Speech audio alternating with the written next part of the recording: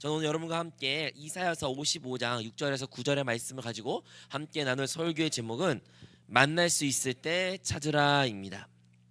여러분, 오늘의 본문의 말씀 이사야 55장은 우리가 잘 알고 있는 것처럼 이스라엘 백성들이 포로 시절 때 이제 그들이 나라를 잃고 모든 것을 잃고 있을 때 이제 나라가 회복할 수 있을까라는 그러한 불확실성, 또한 절망 가운데 놓였을 때 이사야가 하나님의 말씀을 가지고 그들에게 말해주는 것이죠. 이사야가 그들에게 어떤 말을 합니까? 바로 하나님의 은혜의 초대를 하는 것입니다. 하나님의 은혜의 초청을 하는 것이죠. 어떤 은혜의 초청입니까? 너희들 하나님 만날 수 있을 때 그를 찾으라는 것입니다. 너희가 하나님 만날 수 있을 때 그를 찾아야 된다. 그리고 너희의 모든 생각을 버리고 그에게 돌아오라라는 하나님의 메시지를 그들에게 한 것입니다. 이 말씀을 통해서 우리가 알 수 있는 것은 이스라엘 백성들은 지금 어떠한 상태입니까? 하나님을 찾지 않는 상태예요. 하나님을 찾지 않는 상태였고, 두 번째는 불의한 길을 걸었던, 즉 하나님의 보시기에 올바르지 않던 그 악인의 길을 걸었던 상태인 것입니다. 그런데 하나님은 은혜가 많으사 이스라엘 백성들이 말하는 거죠. 너희 지금 나에게 돌아와라. 지금 돌아올 수 있을 때 나에게 돌아와라. 나를 찾으라. 그리고 모든 그 악행을 멈추고 나에게 돌아오면 된다라고 오늘의 하나님께서 말씀하셨습니다. 그리고 왜 그래야 되냐? 왜 그렇게 할 수밖에 없냐? 그것은 바로 하나님의 생각이, 하나님의 길이 어떠한 사람의 생각보다 지혜보다 크시고 생각이 깊으시기 때문에 우리는 그냥 하나님께 돌이키면, 하나님께 돌아가면 하나님께서 모든 것을 회복하시겠다라는 게 오늘 본문의 말씀인 것입니다. 이것을 통해 우리 알 수 있는 것은 바로 이스라엘 백성들이 하나님을 찾지 아니하였고 그들이 악행을 행했던 이유가 무엇입니까? 바로 하나님의 생각을 알지 못했고, 무슨 생각을 따라 살았던 것이에요? 자신의 생각을 따라 살았기 때문에 그들은 하나님을 찾지도 않았으며 또한 악행을 계속 이어왔던 것입니다. 이 말씀을 통해서 다시 한번 우리가 우리의 삶은 어떻게 살아야 되는지 좀 더 깊이 묵상하기를 원합니다. 오늘이 2024년 마지막 주일 예배잖아요. 주일 예배이기 때문에 우리 한 해를 한번 뒤돌아보기를 원합니다. 마지막 모르겠습니다. 사람마다 다 같을 수도 있지만 연말이 되면, 연초가 되면 사람들이 많은 것이 노력한 것도 있고 결실을 맺는 것도 있고, 연말 되면 또 바쁘고 회사 일도 바쁘며 결산할 것도 많고 또 새해를 준비하는 많은 행사도 있으며 개인적으로도 만날 사람도 많이 있기 때문에 너무나 분주한 한 해이지만 마치 그 어떠한 목표를 향하여 끝없이 달려가는 것처럼 연말이 되면 사람들이 그렇게 불타고 그들의 시간을 열심히 소비하면서 그들의 삶을 살아갑니다. 이렇게 마치 열심히 하는데 그럼에도 불구하고 우리는 무엇을 해야 됩니까? 우리의 삶을 한번 뒤돌아봐야 됩니다. 나의 2024년 한 해는 어떻게 살았는지 우리는 돌아봐야 될 필요가 있는 것이죠. 거기서부터 우리가 어떠한 모습에서부터 돌이켜야 되는지, 무엇을 잘못했는지 우리가 하나님께 철저하게 자백할 때 우리의 2025년에는 소망이 있고 하나님은 놀라운 역사를 우리가 체험하게 될 줄로 믿습니다. 자, 여러분, 그렇다면 우리가 첫 번째로 우리가 무엇을 생각해야 될까요? 첫 번째, 우리는 우리 한 해 동안 살아오면서 너무나 우리가 사랑이 없음을 대하여 회개해야 됩니다. 과연 나는 얼마나 많이 사랑하고 살았을까요? 여러분, 사랑은 무엇입니까? 사랑은 주는 것입니다. 성경에 기록되기를 하나님이 이처럼 세상을 사랑하사 독생자를 주셨으니, 사랑은 무엇이다? 주는 것이에요. 주는 것. 우리는 사랑하면 서로 주고받고 뭐 받는 것, 사랑 받았어. 우리는 개인적으로 받는 것에 너무나도 초점에 사랑이 두고 있습니다. 당신은 사랑이 충만한 한 해였습니까? 말했을 때 우리는 대부분 내가 얼마나 사랑을 많이 받았지? 난 사랑 얼마나 많은 받은 존재일까에 대한 집중만 하지 결코 사랑이 주는 것에 초점에 두지 않습니다. 하지만요, 성경은요 분명히 말합니다. 사랑은 무엇이라고요? 주는 것이에요. 하나님이 세상을 사랑하니까 무엇을 했다는 거예요? 줬다는 거예요. 자신의 하나밖에 아들을 준 것이 사랑입니다. 우리의 삶도 마찬가지입니다. 나의 삶 가운데 나의 한 해 동안 얼마나 사랑이 많았나, 얼마나 내 사랑이 충만한가, 아니면 부족했는가. 우리가 만약에 한 해 동안 뒤돌아볼 때 사랑이 부족했던 것은, 다른 말로 하면 우리가 다른 이들에게 어떠한 것을 주지 못했던 한 해가 아니었는지를 우리는 회개해야 되는 것입니다. 여러분, 우리가 사랑이 없었던 것을 우리는 회개해야 됩니다. 진정으로 하나님은 사랑이시고 우리 안에 진정으로 하나님의 영이, 그분이 우리와 함께 계신다면, 그분을 따라 살았다면 우리 삶 가운데 사랑이 충만해야 되는데, 만약에 우리가 하나님의 사랑이 충만하지 않았던 삶을 살았다면, 사랑을 주지 못한 그러한 모습이 있었다면 우리는 주님을 따라 살지 못했던 것이에요. 회개해야 됩니다.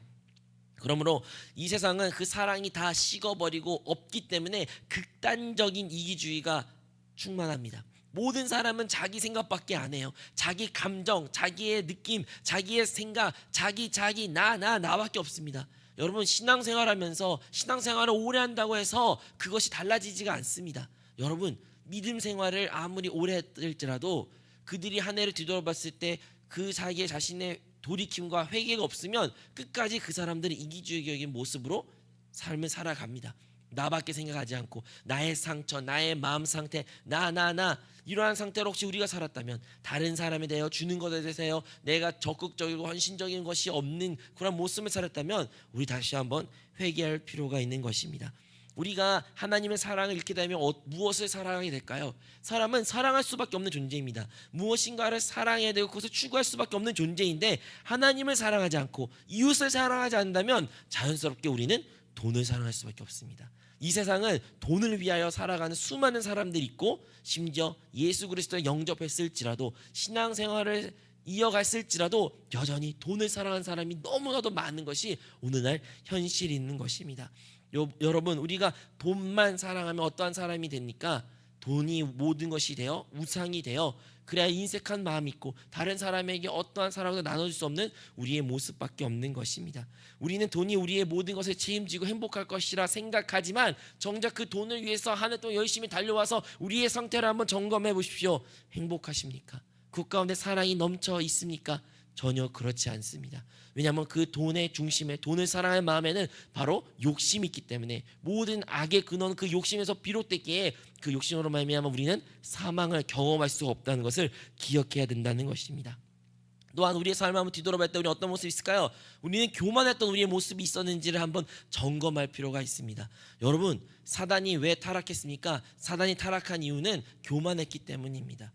아담과 하와가 왜 하나님께 범죄하였습니까? 그 교만이 그들의 마음에 싹이 튀었기 때문인 것입니다. 우리도 마찬가지입니다. 우리가 하나님으로부터 벗어난다면, 그 사랑으로 살지 않고 사랑하지 않고 우리 안에 참된 겸손이 없으면 우리는 교만하는 것이 우리의 그냥 디폴트 모습인 것입니다. 마치 오뚜기가 시간이 지나면 제자리에 돌아온 것처럼 우리가 성령을 따라 행하지 않고 주님을 따라 살지 않고 말씀을 따라 하지 아니하면 우리의 상태는 어떻게 된다고요? 교만해질 수밖에 없는 거예요. 내가 모든 것이 이루어진 것이 하나님의 은혜가 아닌 나의 어떠한 잘됨과 나의 노력과 나의 어떤 것을 이루어졌다고 우리는 생각할 수밖에 없는 것입니다.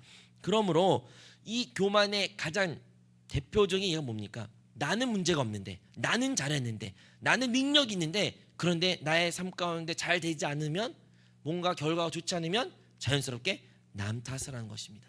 다른 사람의 문제야, 누가 문제야, 사회 문제 혹은 교회 문제, 어떤 단체 문제, 가족 문제, 부모 문제, 뭐 자녀 문제, 다른 사람들을 향하여 모든 비난과 정죄라는 것입니다. 왜요? 나의 문제를, 나가 문제가 아니라는 거예요. 나는 어떠한 문제도 없고, 나는 좋고, 나는 실수가 없고, 나는 완전한데 다른 사람의 문제이기 때문에 내 상황이 이렇게 됐고 안 풀렸으며 이런 아픔과 어려움이 있다고 말하는 것에, 그런데 근원적인 문제가 무엇입니까? 교만입니다. 교만.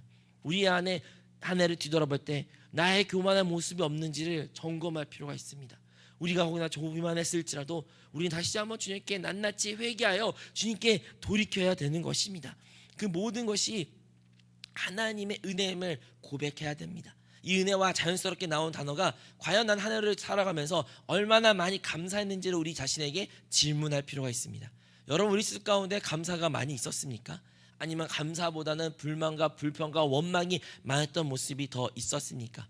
우리 삶 가운데 진짜 원망, 불편, 다른 사람 난타, 비난, 정죄가 있었다는 것이 있다면 이것은 우리는 돌이켜야 됩니다. 특히 우리 입술로 그런 말이 했다면 그 말로써 우리가 망하고 있다는 것을 기억하므로 우리는 다시 회개해야 됩니다. 우리가 그것을 돌이켜야 됩니다. 우리가 시간이 있을 때, 주님께 나아갈 수 있을 때 우리는 하나님께 낱낱이 우리의 죄를 고백함으로 말미암아 주님께 용서를 받고 다시 한번 하나님의 깨끗한 양심으로 신앙생활을 이어가야 될 줄로 믿습니다. 또한 우리가 기억해야 되는 것은 우리가 이 세상 살면서 하나님보다 혹시 더 쾌락을 사랑했는지를 점검할 필요가 있습니다. 여러분, 이 자리에 나오는 것이 우리 담임 목사 오늘 설교 말씀한 것처럼 어떤 사람들에게는 마치 자기 십자가를 지고 나온 것과 같다고 말합니다. 즐거움을 버리고, 나의 즐거움을 버리고 주님을 위하여 이 살아있는 한 몸을 살아있는 산 제물로서 주님께 나와 예배드리는 이 모습이 누구에게는 어떠한 어떠한 쾌락을 버리고 주님께 나온 자기 십자가 지는 사람이 있을 수도 있습니다. 맞습니다. 여러분, 주님을 섬긴다는 것은요, 자기의 쾌락을 쫓고 사는 것이 아니에요. 나의 쾌락, 나의 안락함을 위해서 살아가는 것이 아니라 나는 모든 것을, 그 쾌락을, 안락함을 내려놓고 주님의 그 십자가를 지고 날마다 십자가 지는 삶이 진정으로 주님이 원하는 삶입니다. 그런데 그렇지 않는 우리의 모습은 없었나요? 이 자리에 설사 나왔을지라도 혹여나 우리의 예배의 태도는 어땠나요? 어떤 사람들은 예배는 나와야 되니까, 하지만 주말은 또 재밌게 즐겨야 되니까 어떻게 합니까? 제 과거를 뒤돌아보거나 아니면 옛날에 저희 함께 신앙했던 사람들 보면 밤을 새면서 일단은 놀아요. 토요일에 밤을 새면서 늦게까지, 뭐 새벽 때까지도 열심히 놀고, 왜냐하면 놀아야 되니까, 내일 교회 가면 못 노니까 밤을 새면서 재밌게 노는데 이제 한두 시간 자고 이제 교회를 와야 되는 거예요. 왜냐면 교회는 가야 되니까. 근데 교회 오는데 정작 어떤 상태입니까? 졸고 난리도 아니에요. 막 힘들어요. 어려워요. 그리고 예배 끝나자마자 나 끝났다, 이제 또 놀러 가자 하면서 그랬던 저의 과거에 혹은 제 동료들이 있었던 모습들이 기억이 납니다. 이처럼 이렇게 예배는 나왔을지라도, 내가 하나님께 예배를 드렸다고 말할 수 있다고 생각했을지라도 그 가운데는 여전히 어떠한 모습이 있는 거예요? 쾌락을 쫓는 모습이 있는 거예요.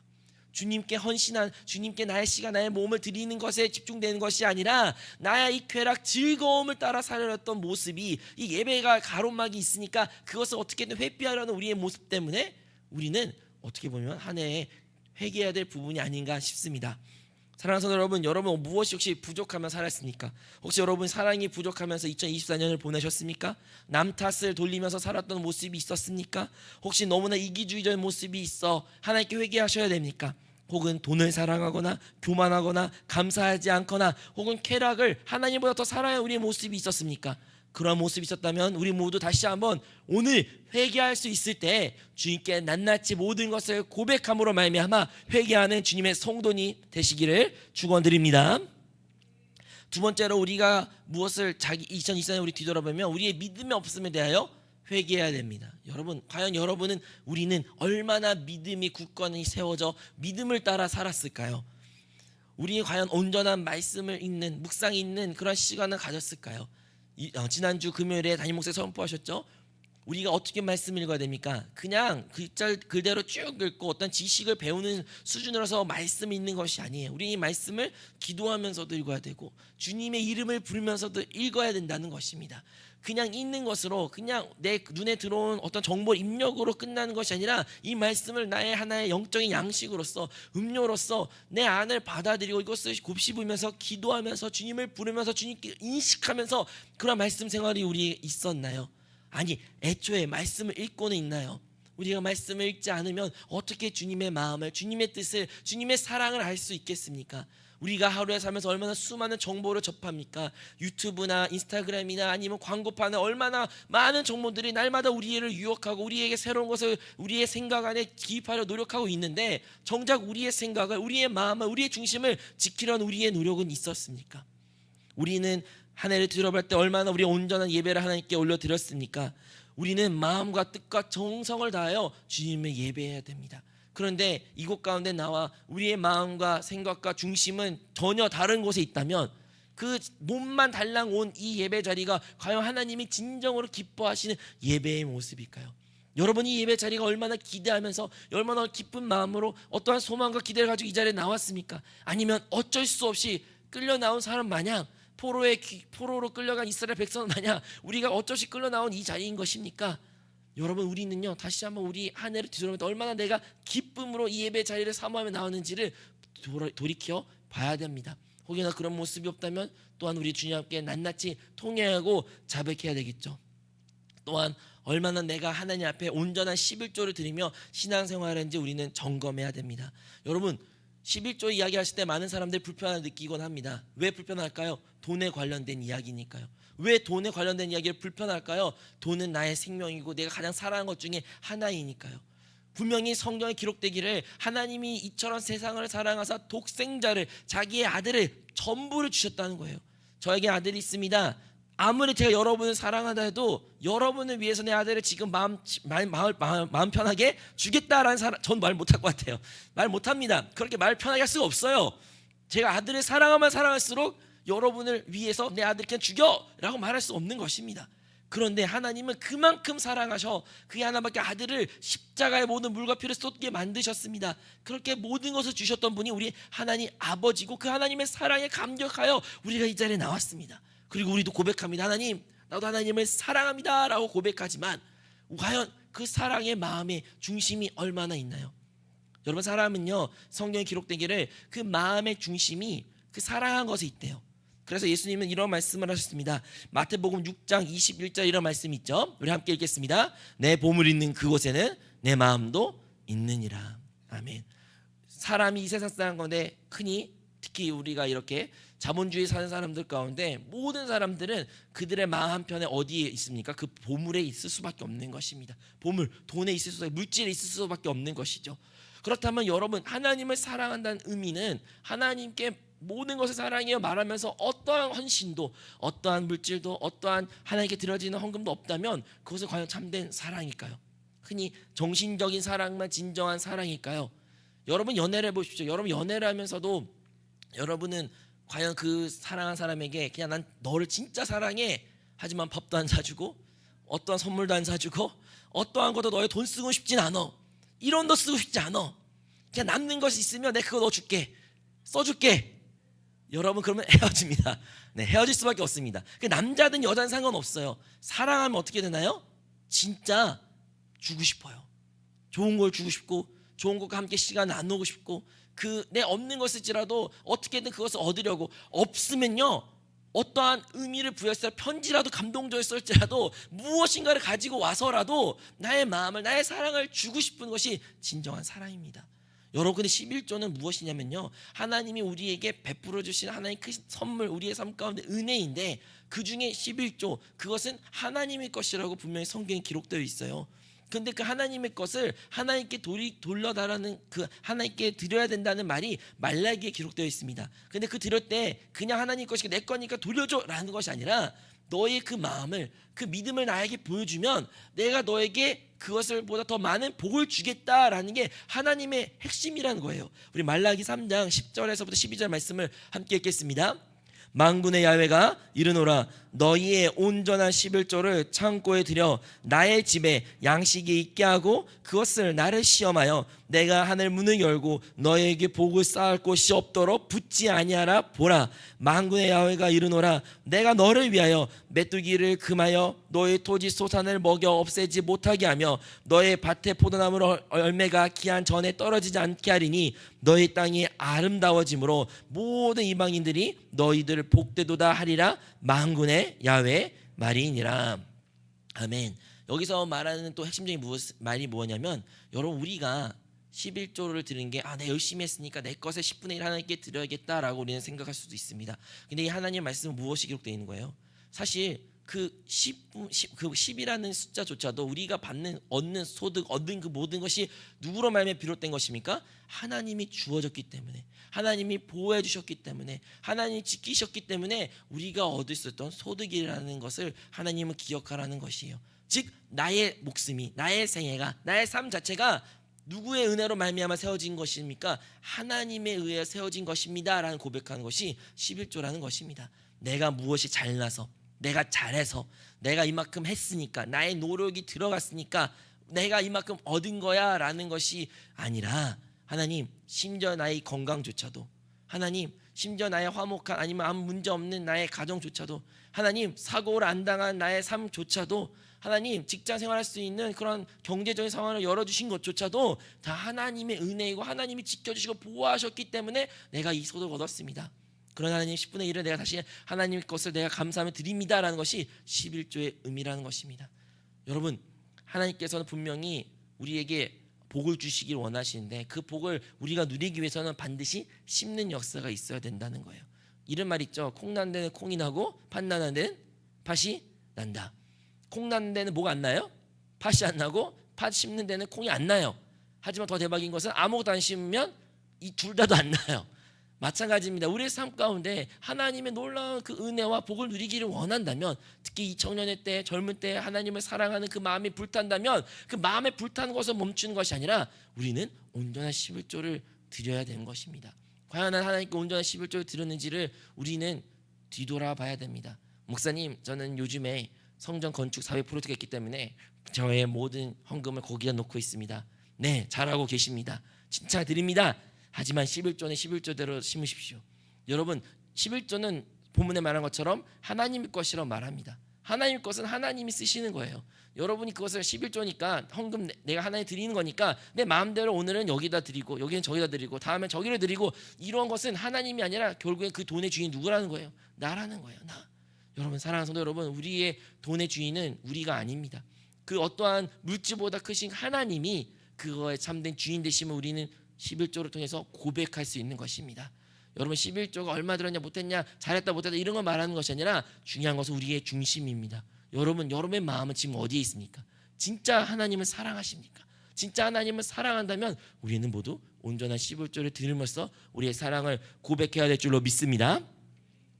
마지막으로 우리는 다시 한번 기억하는 것은 우리는 과연 영 안에 살지 않고 영을 따르지 않았던 삶을 살았는지를 한번 돌이켜봐야 되고, 혹시 그렇게 살지 않았으면 우리는 회개해야 됩니다.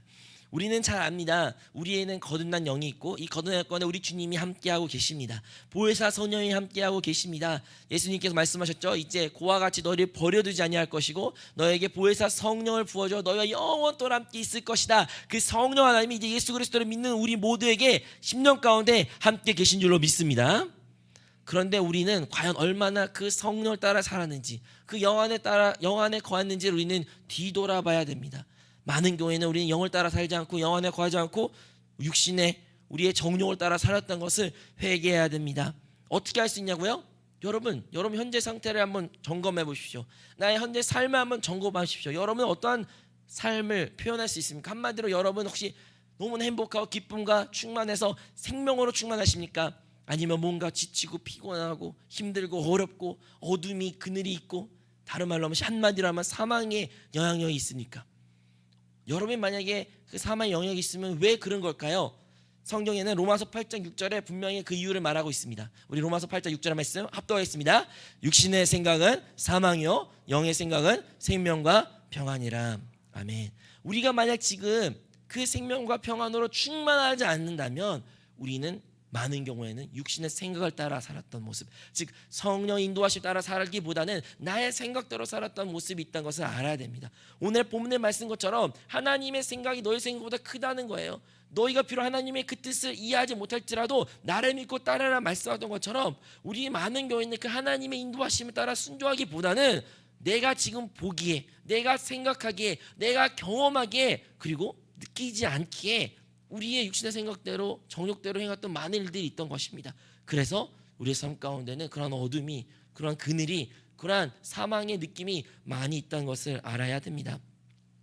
여러분, 우리가 이렇게 사망에 놓인 것도 슬프지만 우리가 성령 따르지 않게 된다면 어떠한 문제가 있냐면 바로 우리는 하나님께 불순종하고 있다라는 것을 알아야 됩니다. 그냥 성령 따르지 않으면 상황이 안 좋아, 사망의 느낌이 있어, 그것이 문제가 아니라 어떻게 보면 더 심각한 문제는 하나님이 우리 안에서 인도하시고 말씀하고 있는데 우리 하나님께 불순종하고 있는 거예요. 여러분, 얼마나 불순종이 큰 죄입니까? 우리는 그 죄를 너무나 쉽게 여길 때가 많이 있습니다. 그냥 하나님이 나와 함께 계셔, 그렇게 끝나고 그분을 철저하게 무시하는 것도 큰 하나님 때 모욕일 수도 있다는 것을 우리는 기억해야 됩니다. 예를 들어 여러분 어떤 두 사람을 만났고 어떤 카페에서 한 자리에서 한 테이블에 앉았습니다. 이제 한 공간에 있습니다. 이제 인식합니다. 압니다. 하지만 철저히 그 사람이 나에게 하는 말을 내가 듣지 아니하고 외면하지 않고 반응하지 않고 그냥 벽이 있는 것처럼 그렇게 산다면 그것은 그 사람이 무엇입니까? 나 필요할 때만 그 사람한테 말하고 나의 이야기를 말하고 나의 감정을 호소하고 나의 요구를 말하지만 그 사람이 말할 때, 그 사람이 어떠한 부탁을 했을 때 철저하게 외면하는 것은 그것은 그 사람에 대한 큰 모욕인 것처럼 우리 안에 계신 주님이 우리와 이제 함께 계시고 영원토록 한다는 것을 우리는 이제 알고 믿고 있는데 우리가 주님의 인도하심을 따르지 않는 것은 그에 향한 불순종이고 주님을 향한 마음 아프게 하는 일이라는 것을 기억해야 됩니다. 혹여나 우리가 주님을 따르지 않고 성령을 따라 인도하지 않는 삶을 살았다면 다시 한번 우리 주님께 회개해야 될 줄로 믿습니다. 또한 우리 어떻게 할 수 있냐고요? 과연 여러분 우리의 삶 가운데 성령의 열매가 얼마나 맺은지를 점검하면 됩니다. 성령을 따라 살아가는 사람들은 반드시 성령의 열매를 맺을 수밖에 없는 것입니다. 성령의 열매가 무엇입니까? 갈라디아서 5장 22절에서부터 23절 말씀입니다. 우리 함께 읽겠습니다. 오직 성령의 열매는 사랑과 희락과 화평과 오래 참음과 자비와 양선과 충성과 온유와 절제니 이 같은 것을 검제할 법이 없느니라. 아멘. 우리의 삶 가운데 이러한 성령의 열매가 충만한지, 아니면 미움과 다툼과 조급함과 불만과 불평과 다른 사람에 대한 정죄와 이러한 어둠이 가득한지 한번 점검하면 내가 무엇이 회개해야 될 것이 있는지를 바로 알 수가 있는 것입니다. 그러므로 사랑하는 성도 여러분, 우리는 그 회개의 자리로 나와야 됩니다. 오늘 본문의 말씀, 오늘 설교 제목이 무엇입니까? 만날 수 있을 때 찾으라는 거예요. 만날 수 있을 때 찾으라. 여러분, 우리 주님은요 언제나 우리와 함께 계십니다. 이 자리에도 우리 주님은 함께 계십니다. 하지만 어떻게 그분을 만날 수 있을까요? 우리의 죄를 낱낱이 회개하고 참회하고 주님께 자백할 때 주님은 우리의 모든 죄를 그 예수 그리스도의 십자가에 흘리신 보혈로 말미암아 그 십자가의 역사로 말미암아 우리 모든 죄를 용서해 주실 것입니다. 하지만 무엇을 해야 돼요? 우리가 주님께로 돌이켜야 돼요. 주님께로 돌이켜야 돼요. 우리가 하나님을 찾아야 돼요. 주님을 찾아야 돼요. 그냥 용서해 주니까 여러분 아무것도 안 해도 돼요. 여러분 그냥 이 시간 예수님 용서해 주세요 끝나는 게 아니라 우리는 우리의 삶 가운데 또 다른 몸부림이 있어야 되는 것입니다. 주님을 찾아야 된다는 것이에요. 그 주님을 찾고 우리의 죄를 낱낱이 회개할 때 우린 비로소 하나님의 길이 무엇인지, 주님의 인도하심이 무엇인지 알게 됩니다.